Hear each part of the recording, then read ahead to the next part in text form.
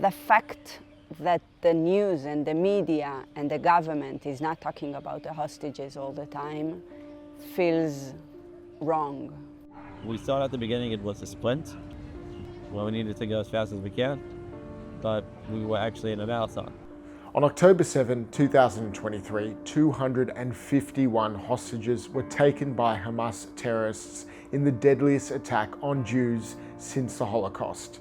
The fallout has riven Israelis between those in favor of military action to bring them home and those who think only a deal with Hamas will see their loved ones returned. As of today, there are still 50 people in captivity, and authorities suspect about 23 of those remain alive. Rescue operations by Israeli special forces have saved 8 of the hostages. Nothing has dominated the public consciousness in Israel like the plight of the hostages, but ever since Israel began its war on Iran nearly a fortnight ago, discussion of the hostages has taken a noticeable backseat to the nightly missile fire and the imagery of fallen buildings. So we spoke to Ruby Chen, the father of missing IDF soldier Itai Chen, and Dalia Cusnir, the sister-in-law of Eitan Horn, to find out how they see the change in circumstances and what this might all mean for their cause. I call the families collateral damage. Well, we've been inflicted this type of psychological pain by a terrorist organization that has not acknowledged to this date is Itai in their possession, and B, what his physical status is. They've not allowed doctors to come in, or the International Committee of Red Cross, nobody. And they get away with that. When there's change, there's opportunity. You just need to identify that opportunity and be able to act upon it. So the question is, with what happened in the last couple of days and with the Israelis attacking Iran, what is the opportunity for us, the hostage families?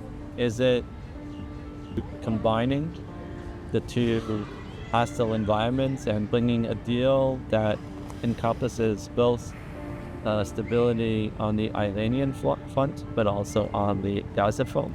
Or is it saying that now the Prime Minister actually has an opportunity to lead, and all the attention is now on the Iranian front, and maybe now he has less constraints from his coalition, maybe from the United States, that he could now actually do a deal that actually could be more compelling to Hamas to be able to bring our 50 brothers and sisters out after 625 days.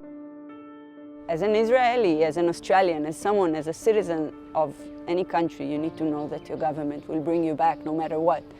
But the fact that the Israeli government has been so successful in doing so many things in Iran, and the fact that the hostages are still there is quite, I don't want to say betrayal, but I do feel very bad about that. I don't want any soldier to put his life in risk for releasing my brother-in-law, because I know that there's only one possible way to do it, and it's throughout a hostage deal, not sending our soldiers there. You work 15, 16 hours, and you ask yourself, have I been able to move the release of my son an inch, millimeter? You don't have a good answer. And you wake up the next morning and you do it again. So it's like Groundhog Day without knowing how it's going to end, because we thought at the beginning it was a sprint. Well, we needed to go as fast as we can, but we were actually in a marathon.